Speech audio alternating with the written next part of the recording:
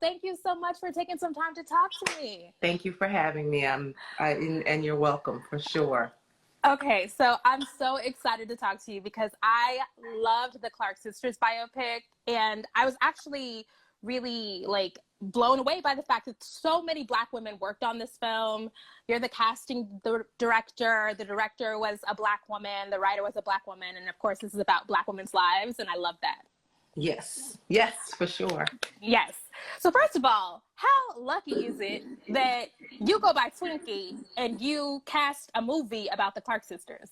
Is it lucky? Because so many fortuitous? people got so confused. First of all, that's the first time my credit has ever said just Twinkie. So I was kind of a little like, ugh. Oh, you didn't like it?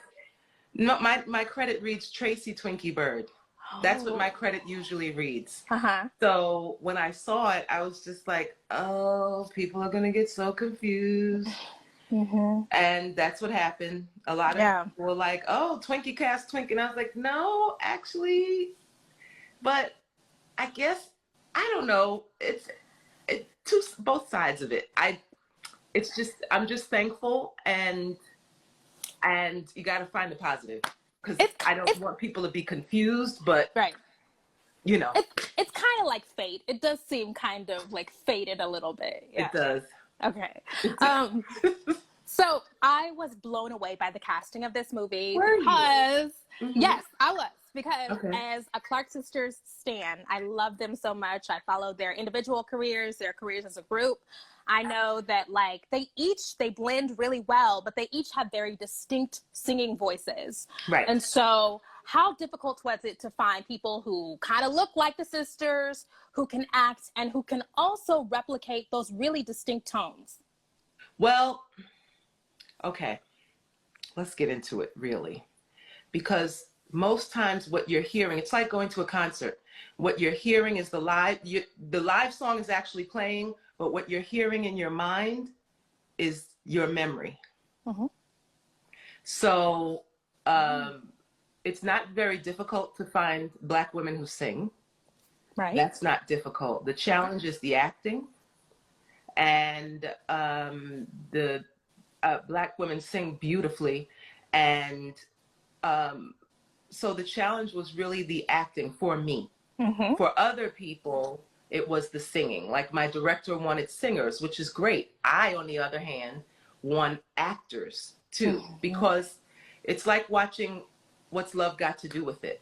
You want to see the life of Tina. We already know what Tina sounds like. Right. We know the performances, but we wanted to see the lives. So for me, I wanted to see the lives. She wanted to hear the music, the singing. So we blend the two. When you're collaborative, you blend the two. And it's not difficult. It's what I've been doing for 30 years. I've done so many, I don't know if you've looked at the resume. I sure did. I've done so many biopics because I want to get it right. And it's kind of become my specialty in a way, I guess. You know, with Southside with you and Barack and Michelle, and then, you know, with Simone Biles, it's, you know, it's Notorious. It's kind of become my thing, I think. the Kamaya Mobley story. So when you so when you're trying to cast somebody who actually lived and they're still living, right? Are you looking for an essence? What are you looking for? I want all of it, as much of it as I can get. But I'm looking for the essence, and I'm looking for the look, because here's the thing about us. We need a reincarnation a lot of times, unfortunately, in order for it to feel or seem right, or in order for us to get the story, for the most part, depending on the time frame. So if it's someone that lived in the 80s and the 90s, oh my God, they better look exactly like, or else I can't. But, you know, if it's someone like Harriet, per se, you know, or someone that lived, you know, more than 50 or 100 years ago, you can kind of get the essence, you know, because the look is a little bit more challenging. So but a nice blend of both is good. So when you were, I'm interested in like the singing stuff, because I love Dorinda Clark Cole's voice. And it's a very like distinct voice, the way that she sings, like in the rasp in her voice. And like Shalea was so freaking good at that. So are you in conversation with Donald Lawrence about, No. is she gonna, no, I'm not at all. in conversation with Donald Lawrence. My conversation is with the director and the producers. Their conversation is with Donald Lawrence. My job is so Shalea happens to know the director. They're friends. So she suggested Shalea, and wait, are you still there? You're frozen. Oh no, did I freeze? Okay. So she suggested Shalea, you're back. She suggested Shalea, and then Shalea had to audition. So you still have to put the audition on tape. You still have to put the song on tape, because there's a whole network involved as well, and executives that have to chime in on the choice, and executive producers and such. So for Christine, the director, she wanted Shalea, and then we put Shalea through. Sorry, I'm back. No problem. Okay, so for Kiera Sheard, I'm sure people just assume that that's Karen's daughter. It's her part. Did she have to audition? She did. So she went through the acting and all of that. Yes. Wow. Yep. Wow. She had a coach. She studied. She wanted to play Denise. And initially she didn't want to, she doesn't have the same coloring as her mom and such. And so she was like, oh no, I just wanted to play a part, Denise. And the director, once again, was interested in her playing Karen. And then she had to go through the process as well. Put it on tape, audition. And because you have to have all of the ducks in the row in terms of all of the creators involved. So my job is to then, even if it's someone that's a family member, because understand, I used Christopher Wallace Jr. to play his dad young. So even though you do all of those things, you still have to go through the process and make sure that everything falls in line. Everyone feels comfortable. Everyone feels safe. Everyone feels that she felt comfortable, that she felt safe. And then all of the other actresses involved. And of course our Denise, which is our actress singer. So she's our actress. And we needed her. We really needed her. When you pull yourself away from the singing and really pay attention to the acting, this is the artist that had to go toe to toe with her mom and with her own feelings and with her own emotions and with where she wanted to go in her own life, in her own way. And that's Raven Goodwin. And I cast her in Being Mary Jane as the niece. I don't know if you're familiar with. I love Being Mary Jane. Yeah. Anything that Mara Brockett-Gill is associated with, I am there. Yes. Yes. All right. So I definitely have seen some concerns about colorism. People have noted that in this Wait, film. you froze again. Am I back? You definitely saw some concerns about colorism?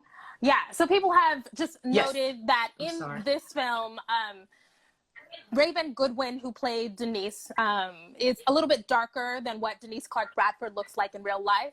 And maybe the concern is that because Denise was kind of like the wayward sister, that casting her as the darkest actor in this movie kind of plays into colorist stereotypes.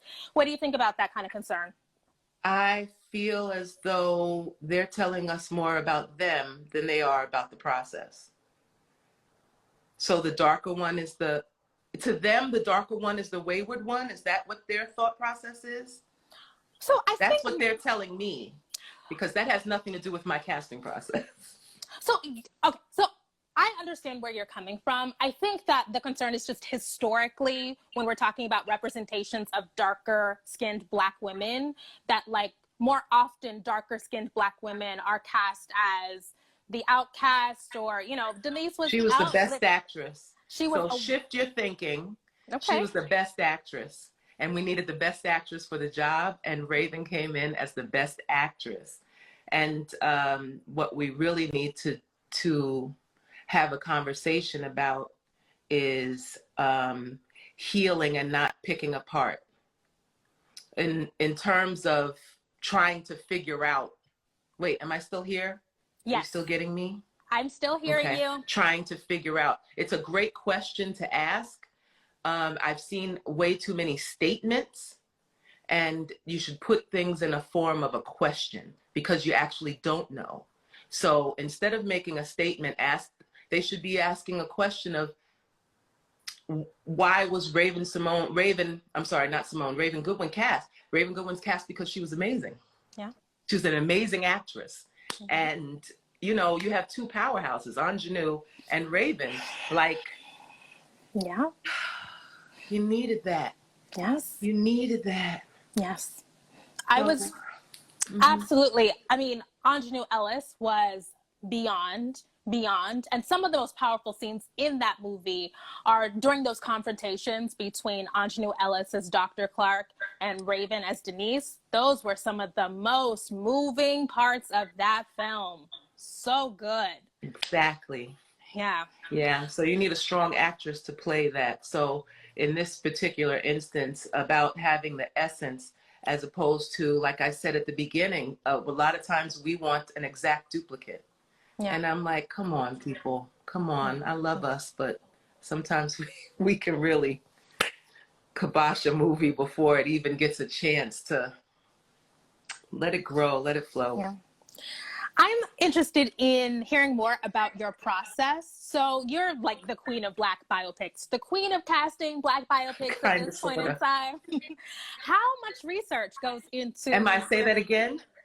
You're the queen of casting Black biopics. I'm asking how much research goes into the process. How deep are you going? I would say I do a good amount of research. I love research. I get excited by it. So I do a good amount of research. I will, if there's anything on them, I will YouTube, because I actually worked with Biggie. And that whole era, casting music videos and all of those characters, all of those people were real to me because I worked with them. In terms of Simone Biles, in terms of this project, like, you Google and you YouTube and you research and you look up photos and pictures and videos and anything that you can get. And then you also think about and consider the director and what he or she is, what the tone of this particular piece is and what they're looking to do, so that you can get as much of it. Sometimes it's physical. You know, when you're casting someone that's plus size or curvy or larger size, like Biggie, like some of the ladies in the Clark sisters, you want to make sure that you're casting sisters who carry themselves in that way, the graceful, beautiful way that they carried themselves. And then once you get that wardrobe and hair and makeup, you know, that fabulous team takes over and they help to mold and shape so that visually you're there. You feel like you're a fly on the wall, so to speak, you know? Yeah. You've been doing this for 30 years. You've gone from casting music videos to... Oh, that's just that. You're an OG. Like, there's nothing wrong with that. You've gone from casting music videos to now becoming the queen of casting Black biopics. Yes. There are so many roles behind the camera. What made you want to be a casting director? It wasn't a want. It was literally my focus. I love film and cinema, and it's not something that I wanted to do. It was something that I feel like I was pulled into and called to do as that part of me. I'm also a producer, an executive producer, an author, and a director. So I started out managing dancers in the 90s for music video as well. I really love performance. I have been watching film, television, theater, lots of theater as a kid, a lot of Broadway. I'm from Brooklyn, New York. We got to see a lot of theater, and that it gets in you. It got in me, and I guess that's literally part of my purpose. It got inside of me, and I can tell truth in performance. It's something that it literally makes it's like a feeling. It literally makes my skin. I can feel it. Mm-hmm. Have you always been really into acting? I have always really been into performance. Yes. Performance. Yes, yeah. I can say yes. Yes, yeah. I've always been into it. and art and culture and museums and photography. Just creative things touch me. And did you ever in such a deep way? I cannot even imagine the privilege of growing up in New York around all of that. I just can't, like, how can you not have an appreciation for it if you're growing up around that? Like, I'm jealous. Let me tell you something. I attended public school in the New York City public school system, and we would take these trips in these school buses and pull up to all these museums and events, and I got to see, and I can now call her one of my mentors and friend, Cheryl Lee Ralph on Broadway. I got to see the original Dreamgirls cast. Are you kidding me? No. Are you kidding me? And that was a school trip. Stop. It's too much. Those were the wonderful days of when the school trips and the outings and the creative all came together in the public school system. And I am thankful to have been a part of that because it ignited it and nurtured my creative spirit. Yeah. Did you ever have a desire to be a performer? I do spoken word, so I do perform in my own way. So yes, I do, but not as an actor or anything like that. Just a spoken word is enough for me. Yeah, because I literally, what I create, my craft, that's my performance. So what I create in my short films, what I create and when I write, what I create and when I cast, that's my performance. Yeah. Your brother is also in the entertainment industry. He's a director. He worked with Spike Lee. Does it make it a little bit easier when you have a sibling who's also in the business? No. No? It makes it more difficult. Ooh, why? It makes it more challenging because you have a sibling in the industry and they are looking at you really closely. They are like they want to really make sure that this is what you want to do, the next step that I want to take. My brother was like, And then he saw my short film and he was like, okay, come on in. I see you. Ooh. So they really want you to do the work as well. And all of the people that they're around. So my brother's circle became my circle, which was really great. And they're not super tough on you. They're nurturing, but with an eye.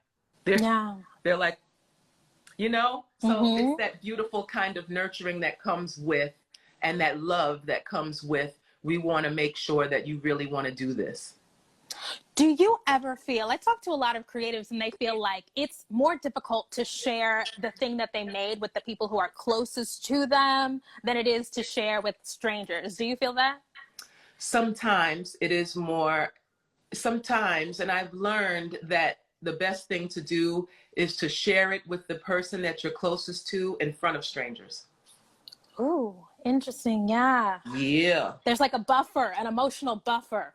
Mix it up and let them see. So it's not a buffer for me because I'm not scared. I'm not scared of you.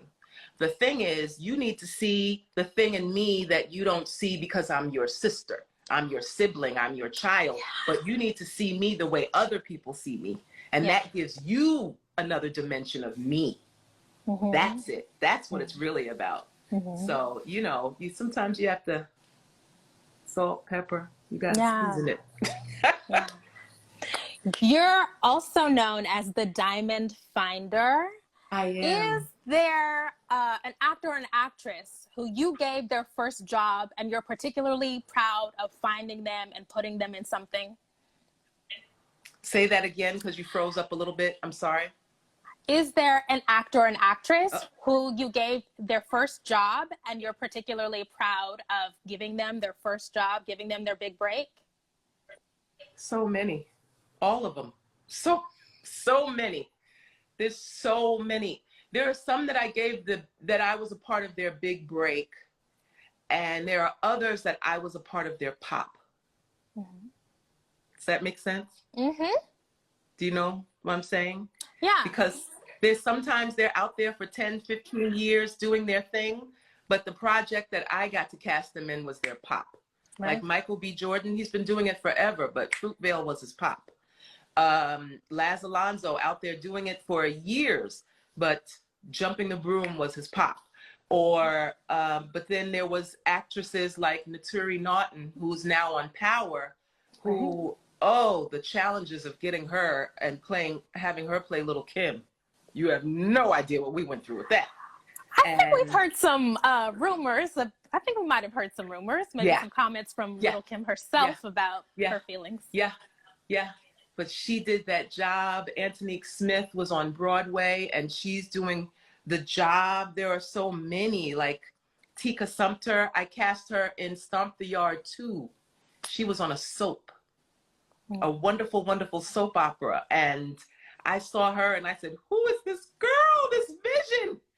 And between that and being Mary Jane and of course playing Michelle Obama, or Michelle Robinson actually, with that first date, it's just, there's so many. Parker Sawyer's playing Barack. There's so many.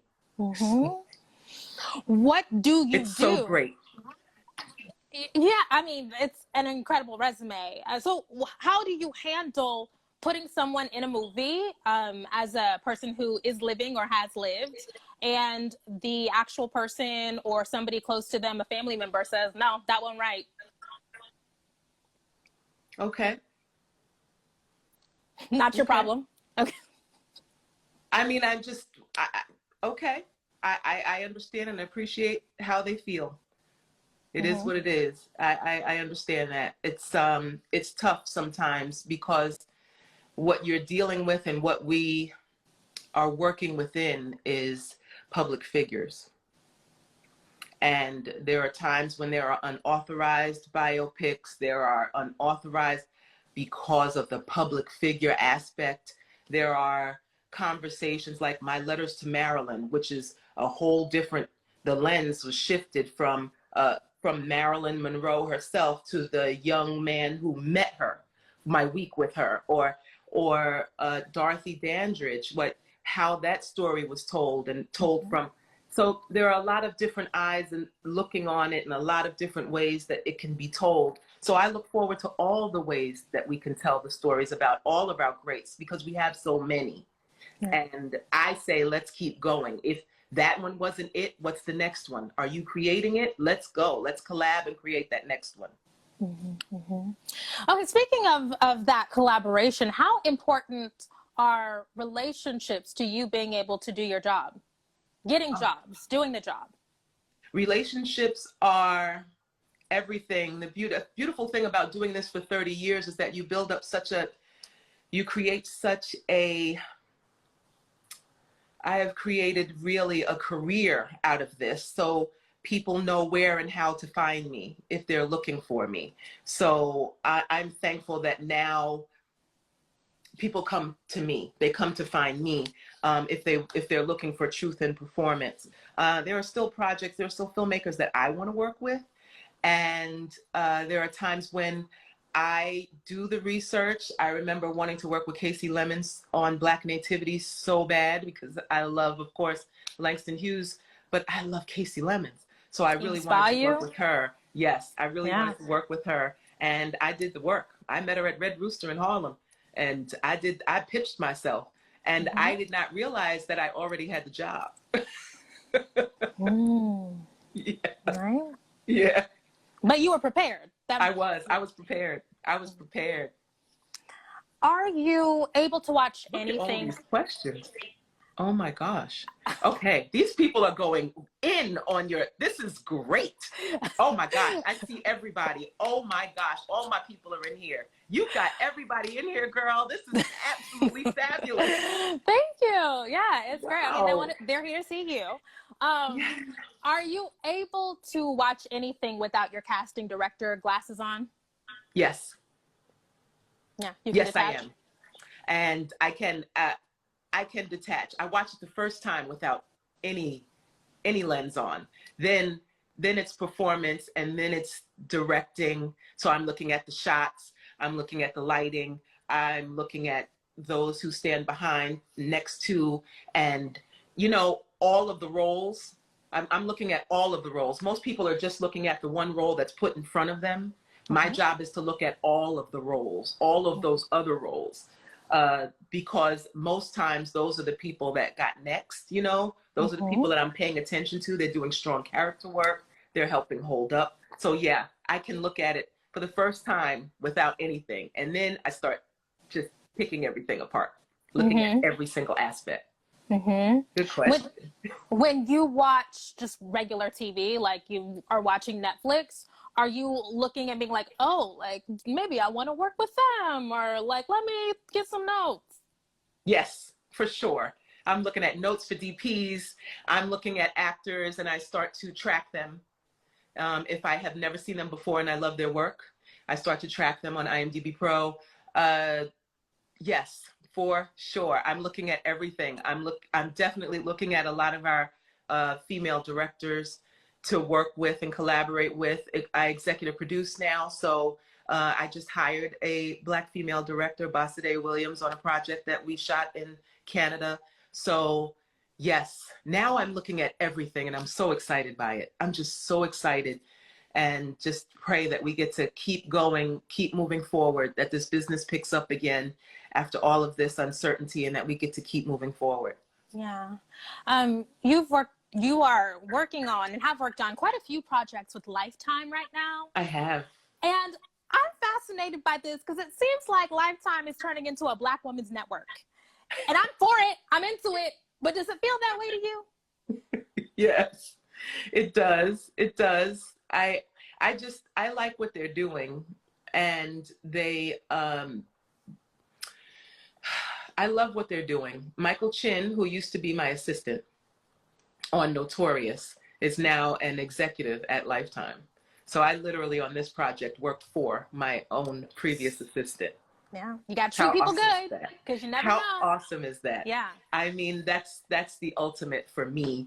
And yes, Lifetime really nurtures, they encourage me. They are the first. So my executive produce project is for Lifetime. So they gave me the opportunity to executive produce, and they purchased my project.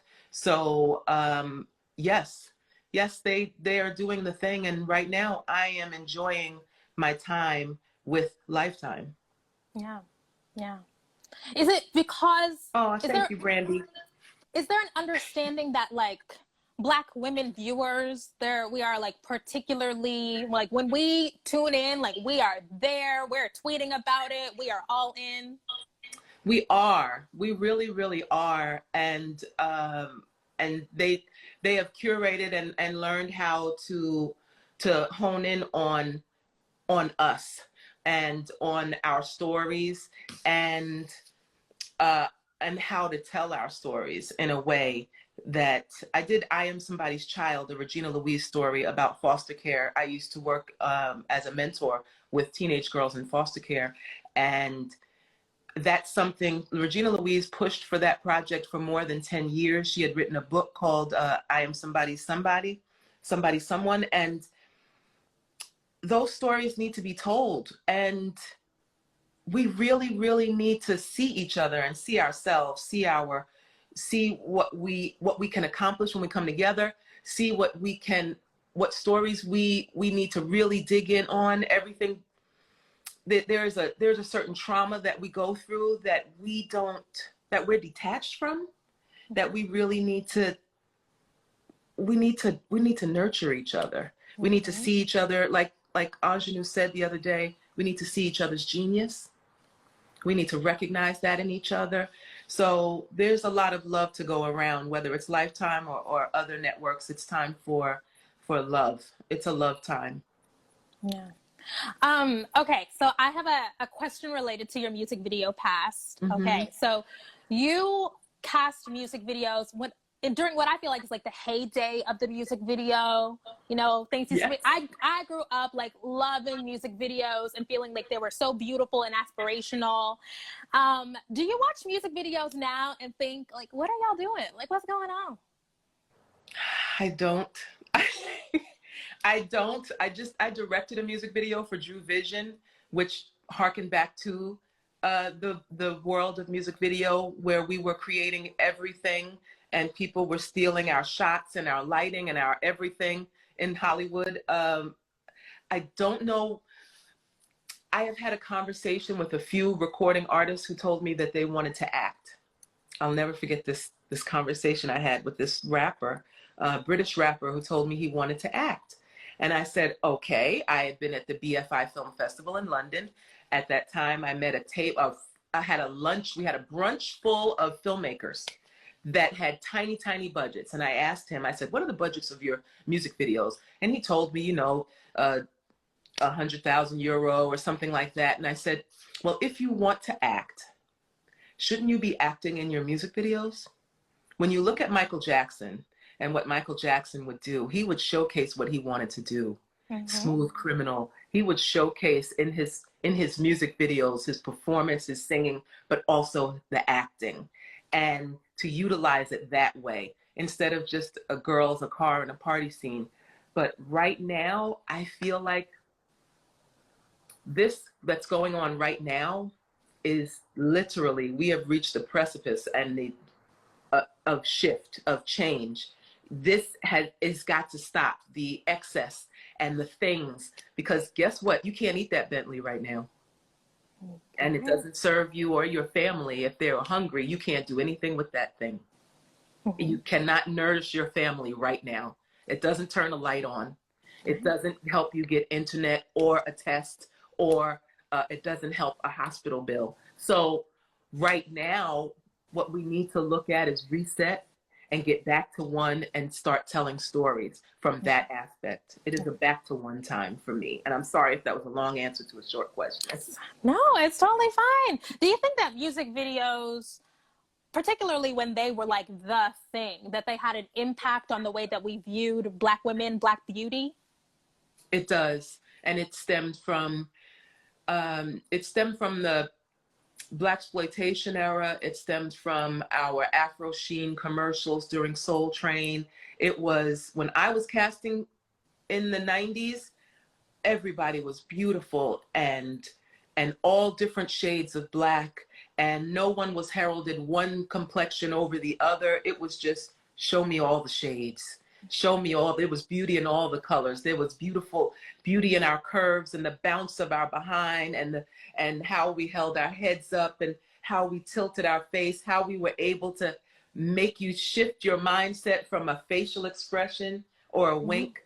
The women really, there was beautiful love. There were couples. There was a lot of adoration of Black women during that time. Oh, I mean, the adoration was just epic.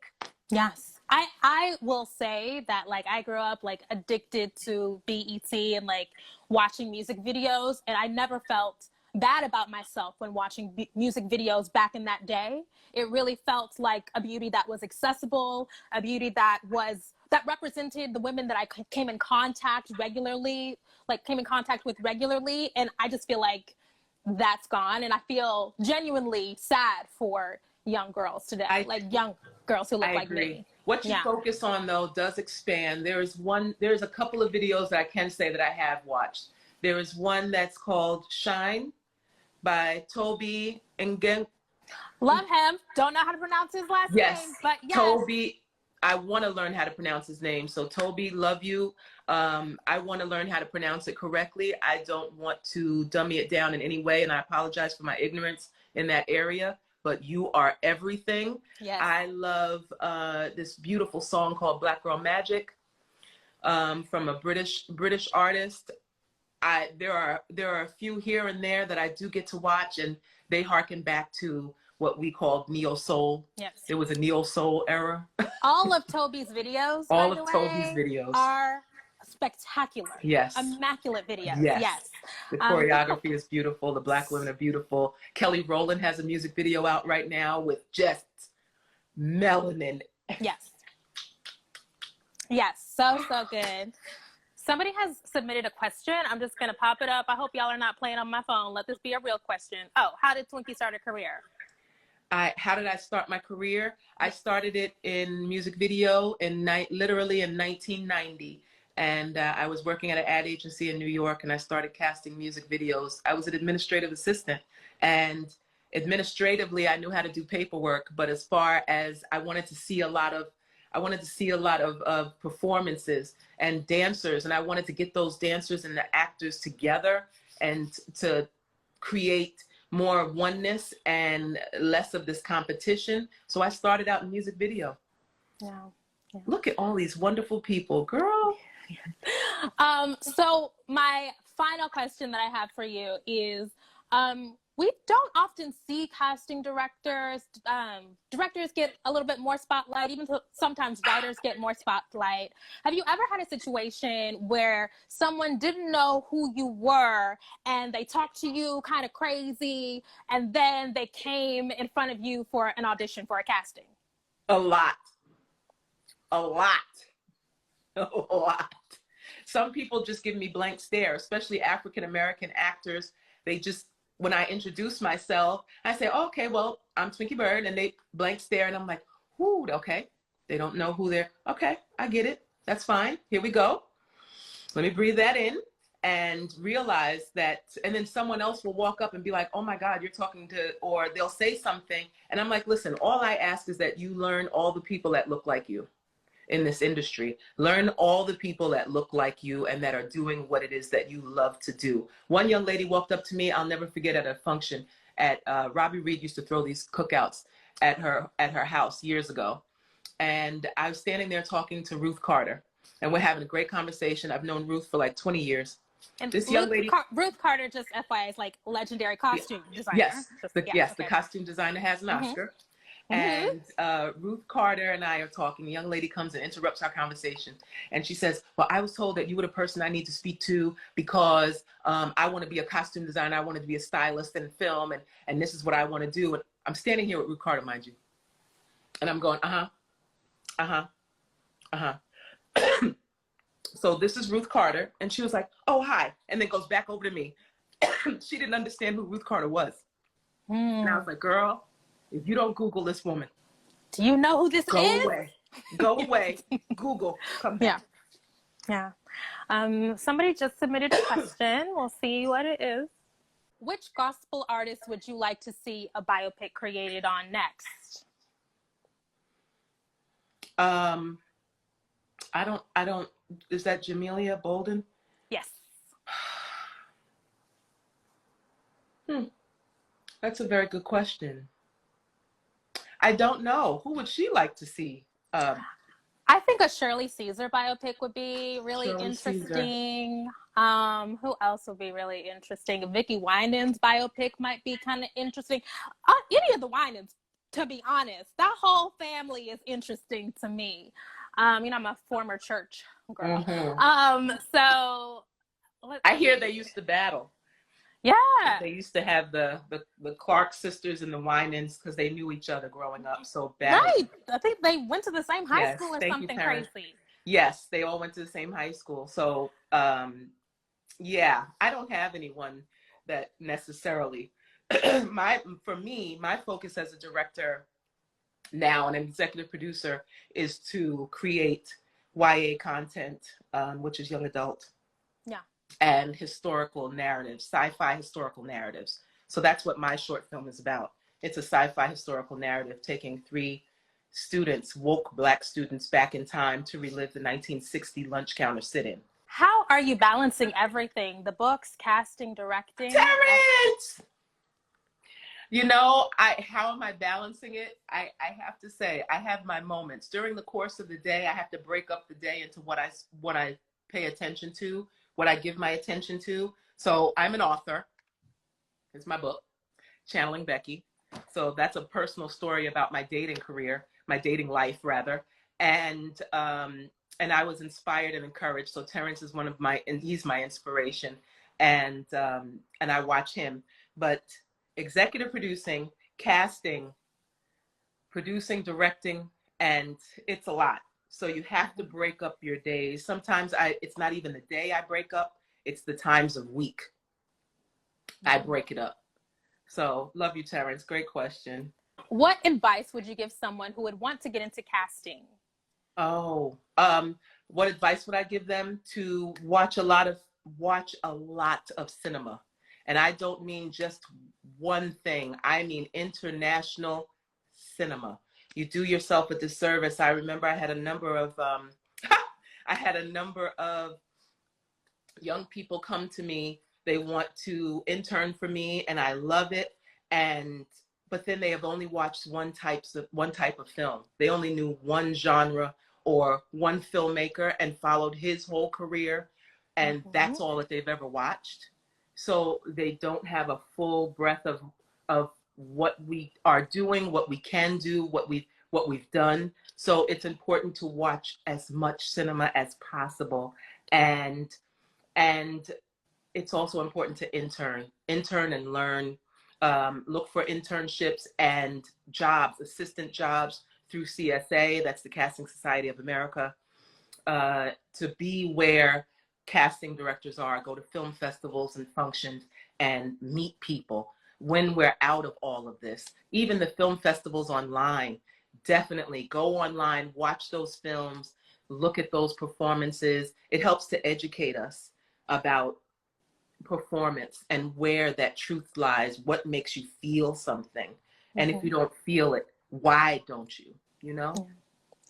I have another question. It seems like every 10, 15 years, there's another Black renaissance, right? So like there's another period where there's an explosion of Black content.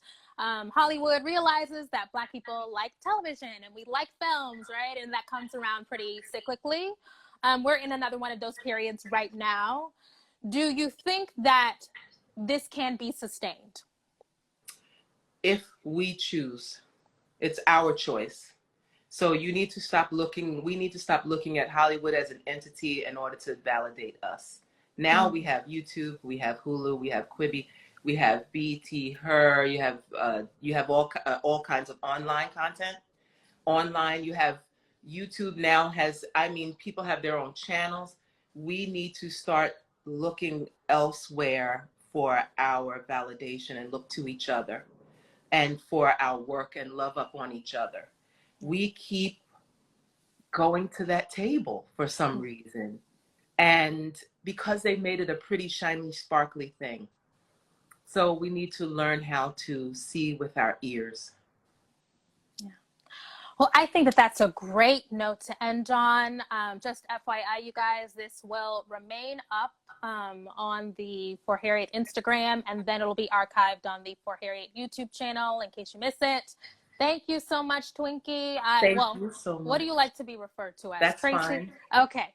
Thank you. I appreciate you. Again, just amazing career. Thank you so much. Thank you. I appreciate you. Thank you for this. Thank you. Bye-bye. Have a good day.